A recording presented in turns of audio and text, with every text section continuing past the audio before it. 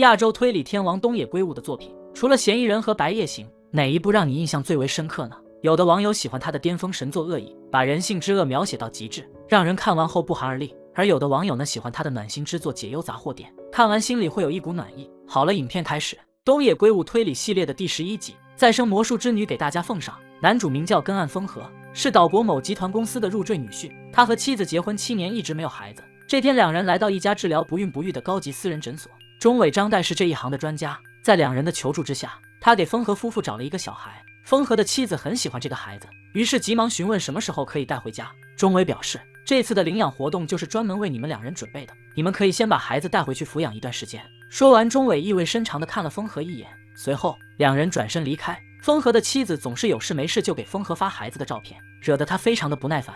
此时下属进来汇报工作，刚进门，风和就质问他为什么前天的生日聚会不叫自己，是不是瞧不起他这个入赘进来的副社长。下属刚想解释，突然风和站起身来，从桌上拿出一份文件，然后对着下属说道，前台女员工投诉你职场骚扰，要么辞职，要么就进去坐牢。说完，画面一转，老岳父询问风和，那个领养的孩子是什么情况，后面可不要出什么差错。风和回应说，帮忙介绍的那位中介医生在当地很有名气，并且听他说，孩子的母亲是一位漂亮的女高中生，孩子的健康状况也很正常，应该不会有什么问题。接着老岳父又问，那个中介医生收了多少钱？风和表示，医生说这是志愿活动，1分钱都没有收。岳父担心医生会向媒体泄露他们领养孩子的秘密，于是让风和拿着一笔巨款去贿赂他。就这样，风和以咨询抚养流程为由约见了中尾。中尾选的约定地点是一家复古西餐厅，以前的时候风和经常来这里，因此他很是怀念。饭桌上，风和委婉地递上巨额支票，想要表示感谢，可是被中尾一口拒绝了。这时服务员拿来中尾所点的红酒，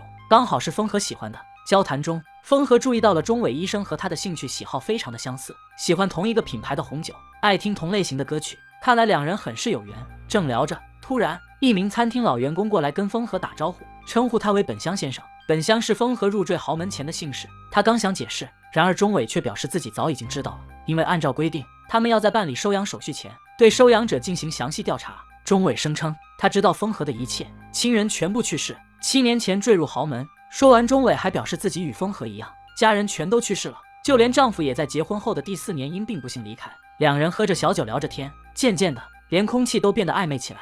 最后在酒精的刺激之下，风和那不安分的手也开始蠢蠢欲动。这是东野圭吾推理系列反转最为精彩的一集，剧情紧凑，环环相扣，最后的逆转你绝对猜不到。风和将中介医生约了出来，酒过3巡后胆子也大了，便开始动手。然而就在这时，一旁的手机铃声突然响起，打断了他的出格行为。随后两人告别，各自回家。风和的妻子非常喜欢这个小孩，给他起了一个名字叫做小光。为了能够顺利收养他，风和妻子想邀请中尾医生来家里做客，顺便多了解一些情况。表面上风和很不乐意，其实心里早已经乐开了花。转眼间，中尾来到家中做客，带来的见面礼刚好是风和最喜欢吃的水果。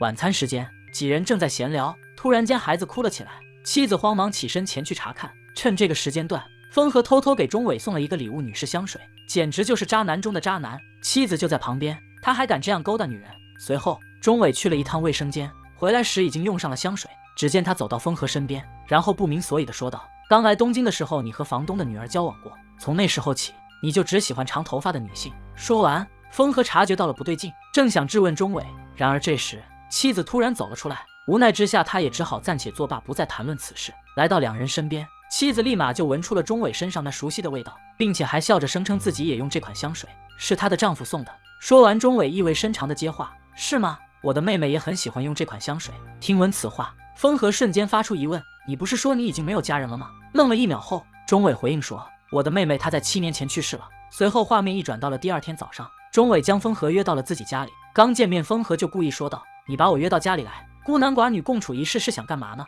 中尾没有回答，径直来到一幅画作前，声称这幅画是他妹妹的遗作。7年前他的妹妹大学毕业，是一个非常热爱绘画的社会新人，可因为没有名气，画画根本就维持不了生计，于是要强的他就偷偷跑去夜店当起了陪酒女郎。然而某一天，妹妹突然邀请中尾一起回老家去祭拜父母，看他开心成这个样子，中尾打趣道，是不是交男朋友了？妹妹害羞的回应，现在还不能说，到时候你就知道了。两人刚谈论完此事，隔天妹妹就发生了意外，她被人侵犯勒死在了自己的公寓里。说完，风和就伸出他那不安分的手，假惺惺地安慰着中尾。中尾将他的手拿开，继续说道，他的妹妹被害，最后警方推断是外国盗窃团伙做的案，因为当时附近也发生过类似事件，房间被凶手翻得乱七八糟，所有值钱的财物也被拿走，现场看起来的确像一起入室抢劫奸杀案。可是钟伟却不这样认为，他觉得这一切是妹妹的那个神秘男友所做的，将妹妹杀害后，故意将房间弄乱，然后偷走财物，接着再反锁房门，从窗户离开。凶手应该就是这样作案，然后伪装现场的。只可惜，直到最后，警察都没有查到妹妹的那个神秘男友到底是谁。说完，风和表示这些都只是你的推理和猜测，根本就没有任何证据。然而钟伟却说，当然有证据，而且不止一个。钟伟列举了所有证据，他声称以前妹妹只会去上班的时候才喷香水，可后来她在日常生活中也会喷一种特别的香水，而那款香水呢，不是别的，正是风和所送的那一款。